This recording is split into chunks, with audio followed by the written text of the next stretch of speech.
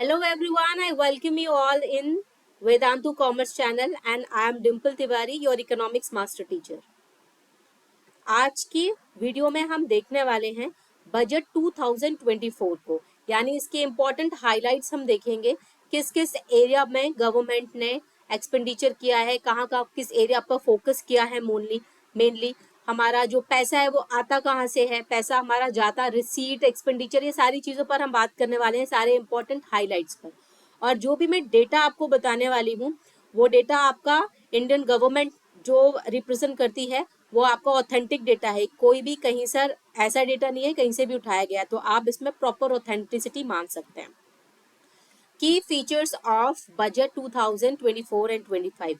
But before moving the video, before moving forward, I would request to everyone subscribe the channel and like the video because this budget is very important for you, for everyone, in fact for every Indians. So we should know ki what is inside the budget. So I think you should subscribe the channel, like the video and share with your friends. Key features of budget 2024 and 25। अच्छा, budget क्या होता है? हमारे government ने budget already present किया है। कब किया है प्रेजेंट? फरवरी मंथ में किया था। तो फिर अभी क्या ज़रूरत पड़ी दोबारा से बजट लाने की?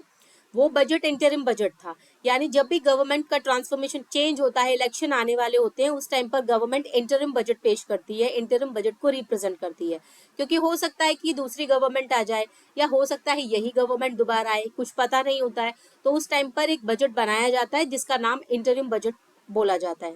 ये आपका इंटरिम बजट स्टार्टिंग से ही है। फर्स्टली जो हमारा बजट बना था वो भी इंटरिम बजट ही था। आप जो पार्टीशन हुआ था, क्योंकि उस टाइम पर चेंजेस होने थे, तो वो बाद में फिर से चेंज हुआ था। वो 7-8 महीने के लिए, 7 मंथ के लिए वो बनाया गया था बजट, इंटरिम बजट इनिशियली जो बनाया गया था। अब यहाँ पर जो हमारा बजट है वो रिप्रेजेंट कौन करता है, ये सभी को मालूम है। बजट को रिप्रेजेंट करती हैं हमारी फाइनेंस मिनिस्टर। कौन करता है? Finance minister. और हमारी फाइनेंस मिनिस्टर है कौन? मिसेस निर्मला सीतारमन। तो इन्होंने 5 फुल बजट रिप्रेजेंट किए हैं और 2 इंटरिम बजट। तो टोटल अगर हम इनको काउंट करें तो इनके 7 बजट है, हो गए। ये इनका 7th बजट था जो इन्होंने रिप्रेजेंट किया है। बजट का कोई भी ऐसा नहीं दिया हुआ है कॉन्स्टिट्यूशन में बजट का डायरेक्टली कि बजट इसके अंतर्गत आता है। फाइनेंशियल जो उसकी बात करी गई है वो आता है आपका आर्टिकल 112 में। आर्टिकल 112 में कि जो आपका फाइनेंस है उसको किस तरीके से एलोकेट किया जाएगा उसकी हम यहाँ बात करते हैं। यहाँ पर जो बजट रिप्रेजेंट करते हैं, बजट रिप्रेजेंट करने से पहले हमेशा जो फाइनेंस मिनिस्टर होती हैं वो प्रेसिडेंट से मिलने के लिए जाती हैं और प्रेसिडेंट से मिलने के बाद ही इस बजट को रिप्रेजेंट किया जाता है। और इसको बजट को ये नहीं 2-3 दिन में बन जाता है, इसकी प्रिपरेशन बहुत पहले से चलती है। यानी अगर मैं बोलूँ तो आपकी ये लास्ट दिसंबर सितंबर से चल रही होगी। किन किन की पॉइंट्स पर इनको फोकस करना है, कौन कौन से ऐसे एरिया हैं जहाँ पर एम्प्लॉयमेंट डेवलप हो सकता है, सारे एरिया की ये लोग बात करते हैं और इसके लिए प्रॉपर प्लानिंग चाहिए होती है। और इनके पीछे और भी लोग होते हैं जो सारी एरिया पर फोकस करते हैं, ठीक है, और इन सब पर बात करते हैं। तो हम बात करते हैं कि इस बार के बजट में क्या क्या स्पेशल है, कौन कौन से ऐसे एरिया हैं जहां पर फोकस किया है गवर्नमेंट ने। विकसित भारत बाय 2047। सबसे पहले तो इन्होंने ये कहा, सबसे पहले तो नहीं कहा, मतलब उन्होंने ये बात की है 2047 तक जो इंडिया है उसको विकसित किया जाएगा, यानी भारत को विकसित किया जाएगा। विकसित भारत की कल्पना की गई है और इस पर काम करने के लिए भी प्रॉपर फोकस किया जाएगा। विजन है prosperous Bharat in harmony with nature, यानी कि हमको संपन्न भारत चाहिए, नेचर को कोई हार्मनी नहीं पहुंचे, मतलब कोई भी गड़बड़ी ना हो, कोई भी प्रॉपर एकदम अच्छी तरीके से संपन्न हो जाए भारत, जिसमें मॉडर्न इंफ्रास्ट्रक्चर हो, सबके लिए अपॉर्चुनिटीज हो। तो ये एक डेवलपमेंट का सिनेरियो ये लोग विजन लेकर चल रहे हैं, जिसमें ये कहते हैं सबका साथ और सबका विकास, यानी कि कॉम्प्रिहेंसिव डेवलपमेंट और सबका विकास होना चाहिए जितने भी लोग हैं। अब यहाँ पर सबका साथ, सबका विकास और सबका विश्वास, ये जो तिगड़ी है ना, Trinity of democracy and diversity, ठीक है, बैक्ड बाय सबका विश्वास, यानी सबका विश्वास रखकर सबका साथ होना चाहिए, सबका विश्वास होना चाहिए, सबका विकास होना चाहिए। और हम लोग 2047 तक अपने आप को डेवलप बनाएंगे, ऐसा गवर्नमेंट ने कहा है। People centering inclusive development. Inclusive development का मतलब है कि जो लोग पुअर हैं, बीपीएल हैं, गरीब हो, बच्चे हो, चाहे वो शेड्यूल कास्ट के हो, मतलब ऐसे बिल्कुल जो नीचे स्तर के भी लोग हैं, नीचे स्तर के मतलब मैं पैसों से बता रही हूँ, जिनके पास पैसे कम है, वहां तक डेवलपमेंट जा सके, यानी हर एक पर्सन डेवलप हो सके, ये मतलब होता है इंक्लूसिव डेवलपमेंट का। तो substantive development all the forms of infrastructure, physical, digital and social, यानी हर एक एस्पेक्ट में, चाहे वो इंफ्रास्ट्रक्चर की बात करें, फिजिकली डेवलपमेंट, डिजिटलाइज हो जाए, सोशली हम लोग डेवलप हो जाए, तो सारी एरिया में डेवलपमेंट होना चाहिए। Digital public infrastructure promoted formalisation and financial inclusion, यानी कि डीपीआई की बात की गई, डीपीआई को प्रमोट करने की बात की गई है। Deepening and widening of tax based GST, इसमें भी काफी सारे चेंजेस हुए हैं जिन्हें हम आगे देखेंगे। स्ट्रेंथनिंग फाइनेंशियल सेक्टर, यानी जो भी फाइनेंशियल सेक्टर है, चाहे वो बैंक से रिलेटेड हो, एनबीएफसी से रिलेटेड हो, इन सब में भी आपका जो फॉर्मलाइजेशन है उनकी बात की गई है, जहां पर सेविंग्स हुआ, क्रेडिट हुआ, इन्वेस्टमेंट, सारे का ट्रैक प्रॉपर रखा जाएगा और इनमें भी चेंजेस किए गए हैं। प्रोएक्टिव इन्फ्लेशन मैनेजमेंट, यानी इन्फ्लेशन, महंगाई ना बढ़े, इसके लिए भी काफी काम किए जा रहे हैं। All parts of country becoming active participants in economic growth, और सारी कंट्री यानी पूरी कंट्री के मतलब सब लोगों को एक्टिव यहाँ होना पड़ेगा, सारे पार्टिसिपेंट एक्टिव होंगे तो हमारा ये जो टारगेट है वो फुलफिल हो सकता है। India and world dollar GDP growth, यहाँ पर देखिए, आप बात देख सकते हैं यहाँ पर कि यहाँ जो आपकी ग्रोथ है वो किस तरीके से जा रही है, मतलब ग्रोथ में अब हम ज्यादा डाउनफॉल में नहीं जा रहे हैं। फोकस एरिया, मतलब किस किस एरिया में उसने फोकस किया है। पहला तो गरीब कल्याण, देश का कल्याण। अब यहाँ पर DBT has led to saving 2.7 lakh crore, ठीक है, इतनी सेविंग की जाएगी आपकी। 25 करोड़ जो लोग होंगे out of multi dimensional poverty, यानी जो गरीब हैं। मल्टी डायमेंशनल पॉवर्टी क्या होता है, जिसमें कई सारे एस्पेक्ट्स होते हैं, उन सारे एरिया में, एजुकेशन में, हेल्थ में, इन सबको लेकर भी जो गरीब हैं उन सबको 25 करोड़ लोगों को इनकी मदद दी जाएगी। क्रेडिट असिस्टेंस दिया जाएगा 78 लाख तक street vendors under PM Samman Nidhi के अंतर्गत। अब हमारी जो डिक्लाइन हेड काउंट रेशियो है वो डिक्लाइन करी है, अब आपकी 2022-23 में कितनी है, 11.3। एम्पावरमेंट ऑफ यूथ, दूसरा यूथ पर फोकस किया गया है कि उसको ट्रेन किया जाएगा, ठीक है। स्किल इंडिया मिशन के अंतर्गत 1.4 करोड़ यूथ को ट्रेन किया जाएगा। और आपका जो फॉस्टरिंग एंटरप्रेन्योरशिप है, एस्पिरेंस ऑफ यूथ, उनको जो आपके एंटरप्रेन्योरशिप के लिए जो कोई काम करना चाहती है यूथ, उनको 43 करोड़ का लोन सैंक्शन करा जाएगा पीएम मुद्रा योजना के अंतर्गत। उसके बाद आपका आईआईटी है, इसको इंक्रीज करके 2023 तक 23 कर दिया गया है। एम्स 2022 में 22 हो गए, यूनिवर्सिटीज आपकी 1113 हो गए, तो सब में आपको इंक्रीज देखने को मिलेगा, यूनिवर्सिटी हो, एम्स, आईआईटी, सब जगह पर। Increase in PM Shri budget allocation, इसमें भी आप देखिए 4000 से लेकर 60-50 का आपको मुनाफा इंक्रीमेंट देखने को मिल रहा है। और आपका फार्मर्स पर, क्यों, क्योंकि इन्हें अन्नदाता बोला जाता है ना, इनके वेलफेयर के लिए बहुत काम किए गए हैं। इनको डायरेक्ट मदद की जाएगी, फाइनेंशियल मदद की जाएगी 11.8 करोड़ फार्मर्स को पीएम किसान योजना के अंतर्गत। क्रॉप इंश्योरेंस दिया जाएगा 4 करोड़ फार्मर्स को under PM Fasal Bima Yojana. Integration of 1361 mandis under e NAM supporting trading volume of 3 crore, तो इन सबको मदद की जाएगी। और नारी शक्ति यानी वुमेन पर फोकस किया गया है। 30 करोड़ 30 करोड़ मुद्रा योजना लोन डिस्ट्रीब्यूट किया जाएगा जो वुमेन एंटरप्रेन्योर्स हैं उनके लिए। इंक्रीज किया जाएगा फीमेल एनरोलमेंट हायर एजुकेशन में, ठीक है, बाय 28% यहाँ तक 10 साल के अंतर्गत के अंदर अंदर। 43% फीमेल को एनरोलमेंट दिया जाएगा स्टैम्प कोर्सेज के अंतर्गत। और 1 करोड़ वुमेन को असिस्टेंट दिया जाएगा 83 लाख सेल्फ हेल्प ग्रुप जो होते हैं ना उसके अंतर्गत। इन्हीं को क्या बोला गया है, लखपति दीदीज। तो ये इसलिए किया गया है ताकि वुमेन का पार्टिसिपेशन भी बढ़े, क्योंकि वुमेन का पार्टिसिपेशन हमारी कंट्री में कम है, तो इनका पार्टिसिपेशन भी इंक्रीज हो। अब यहाँ पर स्ट्रेटजी फॉर अमृत काल, ये सस्टेनेबल डेवलपमेंट आपने सुना है ना, सस्टेनेबल जो हमारा मिलेनियम डेवलपमेंट गोल था जो 2015 में हो गया खत्म, उसकी जगह पर सस्टेनेबल डेवलपमेंट गोल आया है। तो यहाँ पर कमिटमेंट किया गया है कि 2070 तक इसको जीरो किया जाएगा, नेट जीरो किया जाएगा। और आपका आप देख सकते हो जो परसेंटेज है in non fossil fuel install electricity, मतलब इलेक्ट्रिसिटी के नॉन फॉसिल फ्यूल को इनको इंक्रीज किया जाएगा। अब यहाँ पर आपका जो free electricity 1 crore household को will be enable to obtain 300 units of free electricity per month. अगर वो सोलर पैनल्स अपने यहाँ लगाते हैं तो 1 करोड़ हाउस होल्ड को ये सुविधा दी जाएगी, उनको मदद की जाएगी और उनको 300 यूनिट तक फ्री इलेक्ट्रिसिटी प्रोवाइड की जाएगी। और adoption of e buses, public transport के लिए ई बसेस के लिए बात की गई है, यानी ई बसेस को ज्यादा से ज्यादा बढ़ाया जाएगा ई व्हीकल्स पर। क्यों? क्योंकि ताकि क्लाइमेट जो है हमारा वो करप्ट, ये जो पोल्यूशन वगैरह है इसको कम किया जा सके, क्लाइमेट चेंज हो रहा है, इसलिए इलेक्ट्रिक व्हीकल पर हमको ट्रांसफर करना की बात की गई है।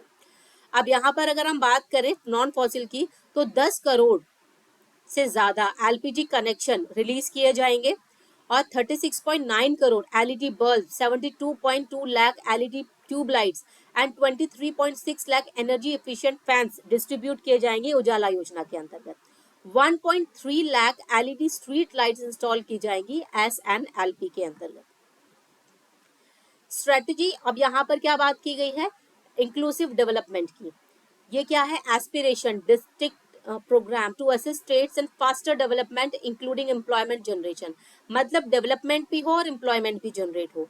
तो person registered for antenatal care within first trimester, तो यहाँ पर 68 से 89 हो गए, बढ़ गए हैं। हेल्थ में आपका एंकरेज किया जाएगा cervical cancer vaccination for girls 9 से 14 साल तक के लिए। आपका सक्षम आंगनवाड़ी और पोषण को 2.0 to be expedite for the improve nutrition delivery early childhood care and development. तो ये सारे प्रोग्राम्स हैं जो बात किया गया है इसमें, जैसे कि यूविन आपका प्लेटफॉर्म है for immunisation efforts of mission Indradhanush, Indradhanush के अंतर्गत आपकी यूविन प्लेटफॉर्म को इम्यूनाइज किया जाएगा।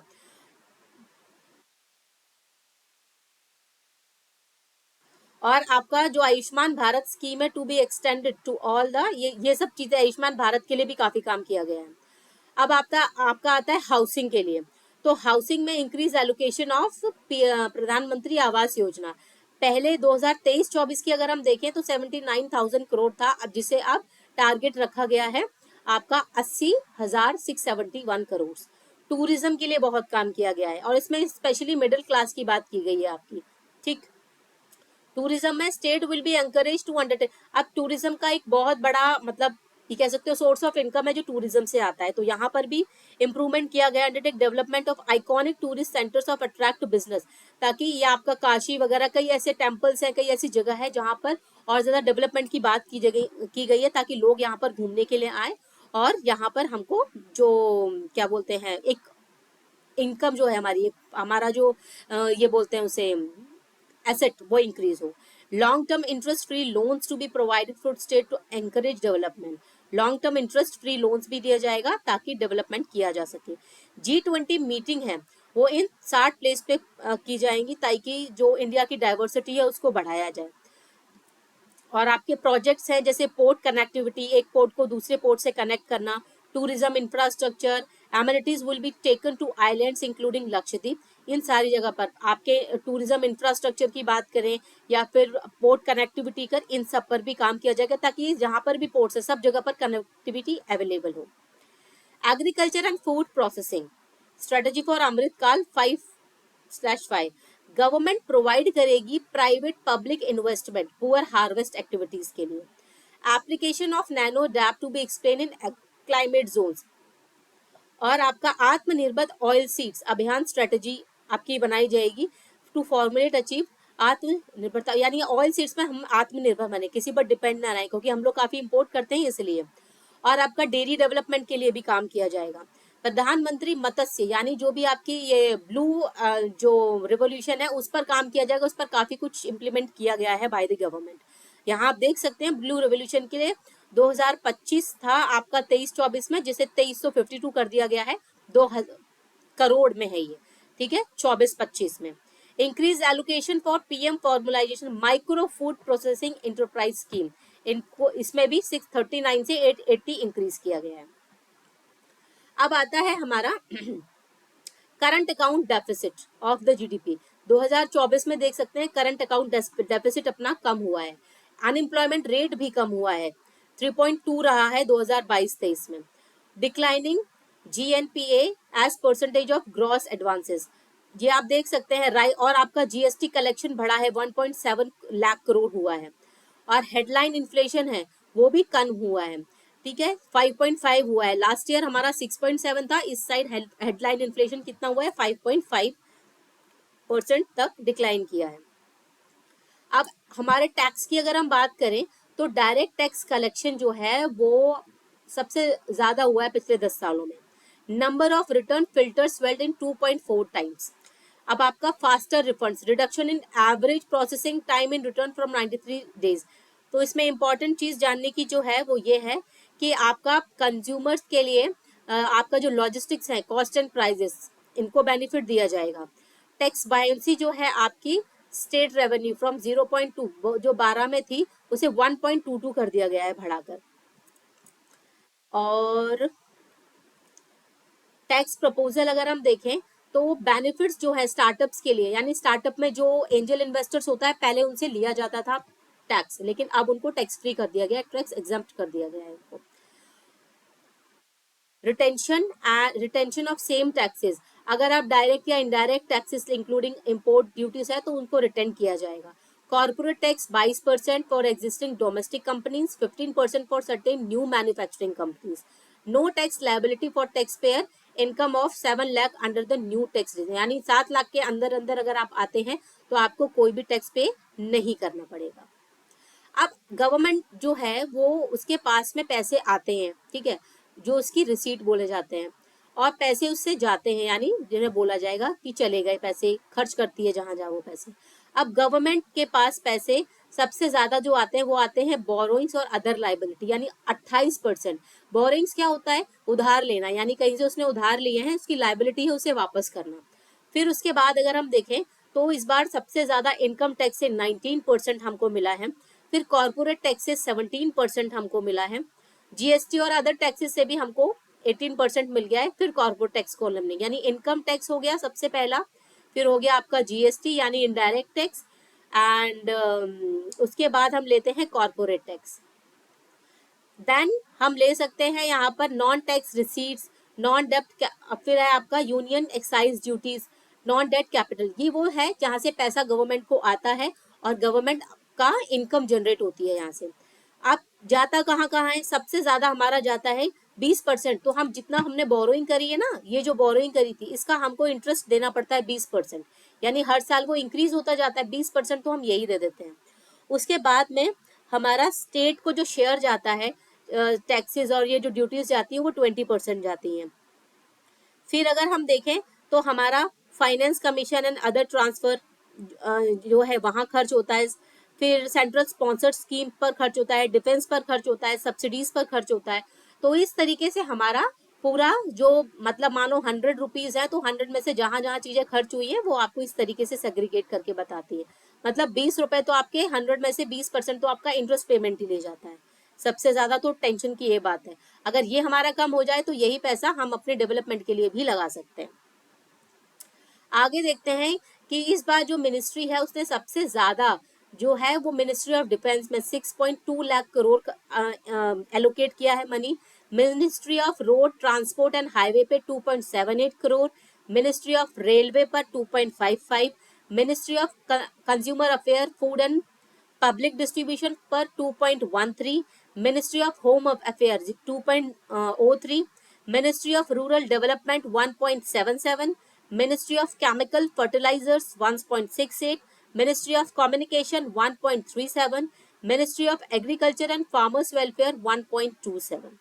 तो ये एलोकेट किया है मनी गवर्नमेंट ने या इतनी मिनिस्ट्रीज को। है एलोकेशन ऑफ मेजर स्कीम्स कहाँ कहाँ किया है आपका Mahatma Gandhi national rural employment guarantee schemes पर इस साल क्या 86,000 आपका खर्च होगा। आयुष्मान भारत पर 7500 खर्च होगा। ये सारी वैल्यूज करोड़ में है। फिर अगर हम देखें production linked incentive scheme, production के लिए जो स्कीम्स है उन पर 6200 करोड़ खर्च होगा। फिर अगर हम देखें modified programme for development of semiconductors and display manufacturing ecosystem 6903 यहाँ पर एलोकेट किया जाएगा। और सोलर पावर पर 8500 इस बार खर्च कर रही है, बहुत ज्यादा एलोकेट कर रही है, यहाँ पर पैसा लगाया जा रहा है ताकि लोग सोलर एनर्जी की तरफ ज्यादा शिफ्ट हो जाए। नेशनल ग्रीन हाइड्रोजन मिशन यहाँ पर 297 से अब इस साल 600 करोड़ तक एलोकेट किया जाएगा मनी।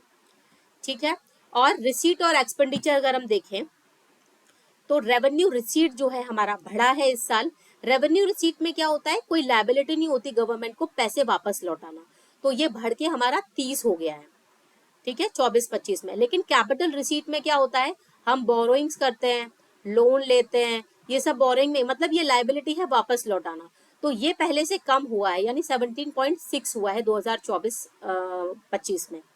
रेवेन्यू एक्सपेंडिचर की बात करें तो जैसे रेवेन्यू एक्सपेंडिचर में जैसे ओल्ड एज पेंशन हो गया, आपका जो भी स्टेट गवर्नमेंट है उनको पैसा जाता है वो हो गया, आपका ओल्ड पेंशन है और स्कॉलरशिप है, ये सब रेवेन्यू एक्सपेंडिचर में आ जाएंगे। तो ये बढ़ गया है 36.5 हो गया है, यानी गवर्नमेंट पैसा जो है वो कंट्री में लगा रही है। अब सबसे यहाँ पर जो इम्पोर्टेंट चीज है वो इफेक्टिव कैपिटल एक्सपेंडिचर, मतलब यहाँ पर गवर्नमेंट इंफ्रास्ट्रक्चर पर, कैनाल्स पर, हाईवे पर, ठीक है, और आपका रोड्स पर ये बनाने में खर्च करती है। तो यहाँ पर देखिए आप 2024-25 में 15% तक ये बढ़ा है। 15 आपका यहाँ पर ये चीज इंक्रीज हुई है 2024-25, 15 लाख करोड़ यहाँ पर इम्पोज किया जाएगा, यानी इंफ्रास्ट्रक्चर पर। और इंफ्रास्ट्रक्चर में अगर किया जाता है तो इंफ्रास्ट्रक्चर में पैसा लगाने का मतलब है कि एम्प्लॉयमेंट भी जनरेट होगा, यहाँ पे एसेट जनरेट होगा। ठीक है, तो इसलिए ये बहुत इंपॉर्टेंट हो जाता है। तो अगर गवर्नमेंट यहाँ करती है तो एम्प्लॉयमेंट की चांसेस भी यहाँ ज्यादा बढ़ जाते हैं, लोगों को रोजगार मिलेंगे, एम्प्लॉयमेंट मिलेगा। ठीक है, तो ये था पूरा बजट आपका 2024-25 का। ओके, तो यहाँ पर जितने भी थे, अब एक चीज और है यहाँ पर कि फिस्कल डेफिसिट जो है हमारा वो इस बार 4.9% का टारगेट किया गया है। 4.9% का फिस्कल डेफिसिट क्या होता है कि जब हमारा टोटल एक्सपेंडिचर ज्यादा हो जाता है टोटल रिसीट से, जब हम एक्सक्लूड कर दें बोरोइंग्स को। मतलब ये हुआ कि जैसे आपके पास मान लीजिए 100 रुपए हैं और 100 रुपए में से आप 110 रुपए खर्च करते हो, तो आपकी इनकम 100 रुपए, खर्च आप कितना कर रहे हो, 110 कर रहे हो, तो आपका एक्सपेंडिचर ज्यादा हुआ ना आपकी रिसीट से, तो इसीलिए इसको डेफिसिट बोलेंगे। उसी तरीके से गवर्नमेंट की इनकम को आप समझ सकते हो, जब गवर्नमेंट अपनी इनकम से ज्यादा खर्च कर दे तो उसको हम फिस्कल डेफिसिट बोलते हैं। ठीक है, okay, so that's all for today. आज का बजट जो हमने देखा, इस साल का बजट, फुल बजट जो था यूनियन बजट 2024 का, उसके सारे इंपॉर्टेंट एस्पेक्ट्स हमने डिस्कस कर लिए। तो मिलते हैं नेक्स्ट वीडियो में। Till then keep learning and keep practising.